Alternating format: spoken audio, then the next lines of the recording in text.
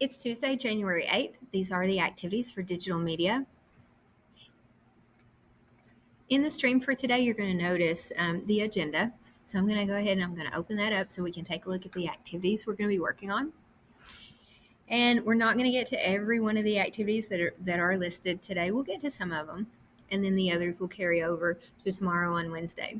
So again, just a quick review of expectations for the classroom, and then continuing memos today, reviewing and defining the purpose of memos, and reviewing the formatting guidelines, including margins, the heading, the body, and reference initials. And then we're going to continue guided practice on guided practice memo 1, and we will begin guided practice on guided practice memo 2.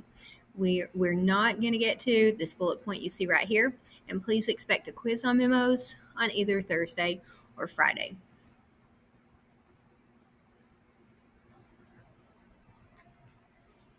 So first off, I'm going to speak just a little bit about the purpose of memos. And memos, they're also known as memorandums or interoffice memorandums. Oftentimes they're short messages. Sometimes you can accomplish the same or a similar thing with an email. However, you would choose a memo for a few different reasons over an email. If you're writing a message that you want to last, you want to choose a memo. When formatting matters, choose a memo.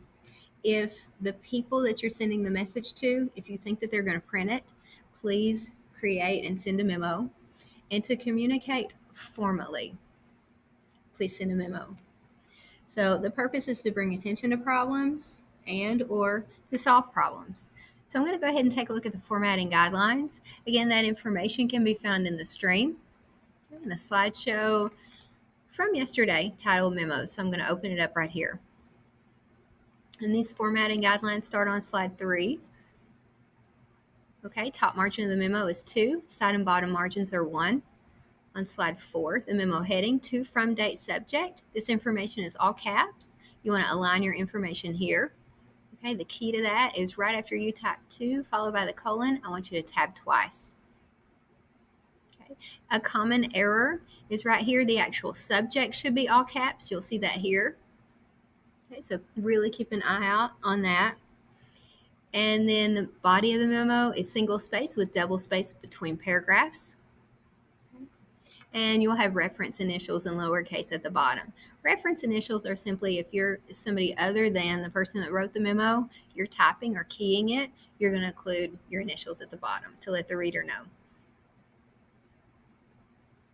So I'm going to go ahead and I'm going to open up memo 1, which is what we started yesterday.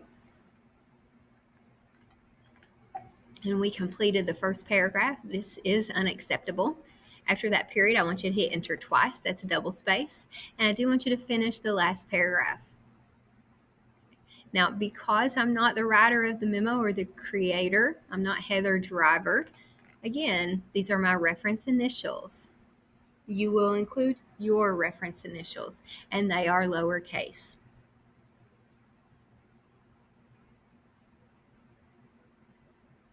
Now, upon completion of Guided Practice Memo 1, we did begin Guided Practice Memo 2. And we're going to see that right here, so I'm going to go over some of the basics first.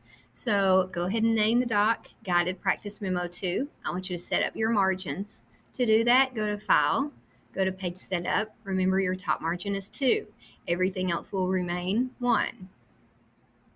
Immediately after doing that, go ahead and change your font type to Times New Roman. Change your font size to 12. And then the final thing that is super important is your line spacing. So go right here to your line spacing, and I want you to go ahead and put it on single. The default is 1.15, so make the adjustment to single, please. Once you make those changes, you're ready to go ahead and type your memo. Again, to, from, date, subject, you'll see these in all caps. After you type 2, hit tab twice, 1, 2, and then you're going to begin typing or keying Mayor Teresa Jacobs. Again, the subject line should be all caps. I oftentimes see students make errors here. And there are double spaces between each one of these sections here. This is a double space. Single space your paragraph.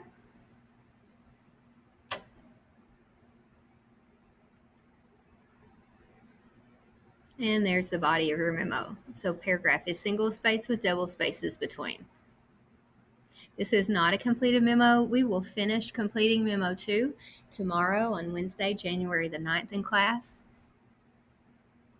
And then there's one other thing I definitely want to bring to your attention. So punctuation that ends a sentence when you're typing. So no matter what kind of doc it is, you need to space at least once, or you can also space twice. I typically space twice.